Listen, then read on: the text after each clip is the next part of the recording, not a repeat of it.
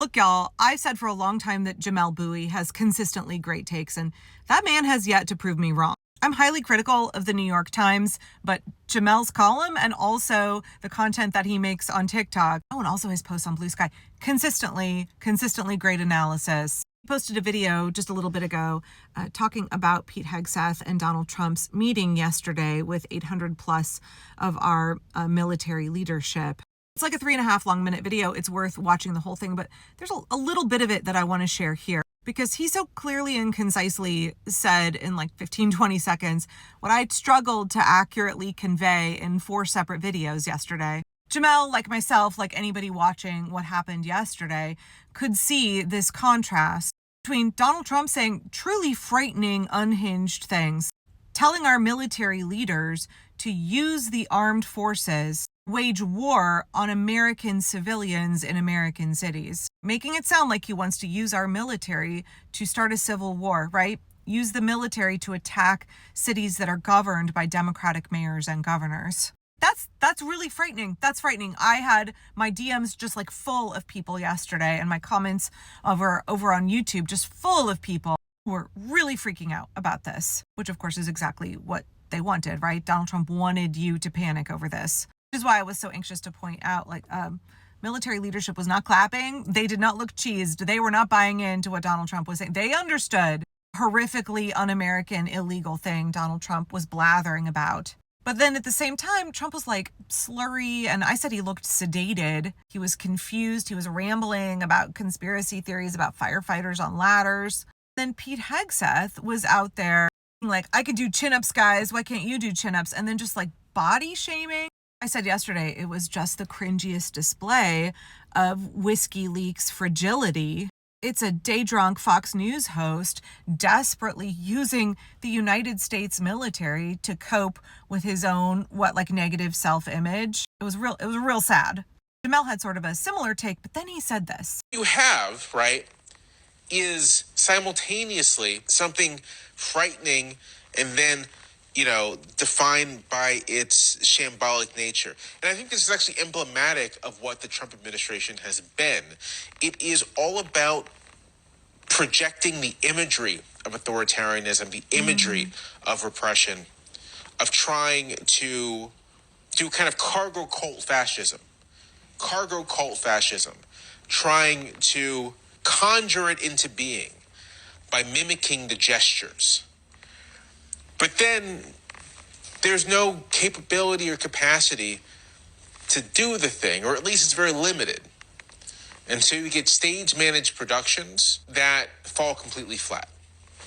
That's not to dismiss any of this, right? It's all disturbing, and we should remain vigilant and ready to oppose. But as I've said before, I also think it's important not to do their propaganda for them. I told you Jamelle has great takes. Shambolic. Yes, that is the word, Jamelle. It's exactly what they are. Cargo cult fascism. 100 million%. That's exactly what this is. I love to say that we live in the cringiest timeline where the idiots in charge are just completely incapable, absolutely embarrassing, acting out of their own fragility. It's frightening that they're in charge of so many people, 340 plus million people, and tremendous resources. But they're stupid as fuck, and they use that power and that influence to push crackpot pseudoscience, wellness grifter nonsense, to just take the most deeply unserious actions and embarrass the shit out of themselves and this country while they think that is a posture of strength. We're an embarrassment. These guys have made the United States an embarrassment on the international scene. Keep saying it would be funny if they weren't hurting so many people and doing so much harm. Jamelle is absolutely spot on. They want to use really scary language. They want to have this veneer of terrifying fascism. It truly is cargo cult fascism. They just want to perform posture like they know how to be authoritarians. They want the trappings. They want the gilded Oval Office. They want to strut around a stage and lecture our career military officers. Captain Morgan telling 800 generals and admirals they're fatties and beardos, again, deeply unserious, but also he thinks that is a display of power. Pete Hegseth thought that was strength yesterday, right? It's the superficiality of it. Truly, truly, this regime is a paper tiger, and we would do well to remember that. Yeah, they're trying to do bad things, but this is the problem of a kakistocracy. Donald Trump has staffed loyalists everywhere who are incompetent boobs. They don't know what the fuck they're doing. Part of the reason I think this is so humiliating for all of us in America is because Donald Trump is no Bibi Netanyahu. He is no Vladimir Putin. He is no Kim Jong-un. He idolizes those guys. He's a poor facsimile.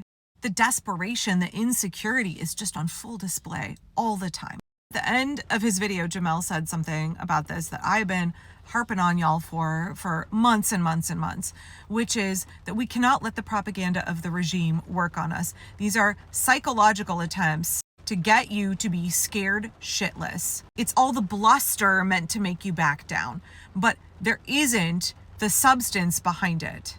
And Jamelle is absolutely right. Stop doing the regime's propaganda for them. Stop letting their propaganda work on you, and then stop regurgitating that shit.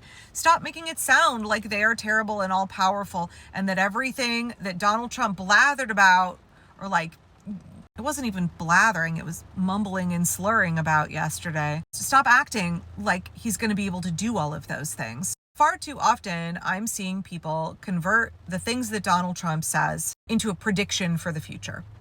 Y'all need to stop taking what he says as gospel truth. I know that corporate legacy media, I know that state-controlled media does that.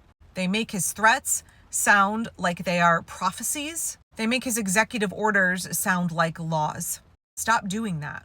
Stop giving legitimacy to what Donald Trump says and what he wants to do. It's not legitimate. He's not all capable. He has not put skilled people in positions of power. He's put idiots like Pete Hegseth, poses grave national security threats through his Signal chats. He saunters day drunk around the stage, begging our generals to notice how fit he is.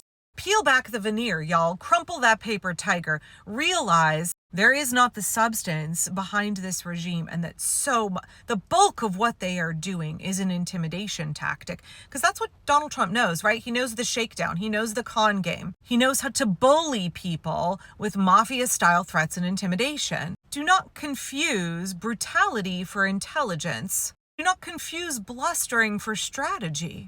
We should neither think this is no big deal and check out and think it's going to magically get fixed in the midterms, nor should we believe the propaganda of the regime. We've got to be self-aware enough, got to be savvy enough to understand that all they have is trying to fool you, trying to get you to turn on yourself, to make yourself give up.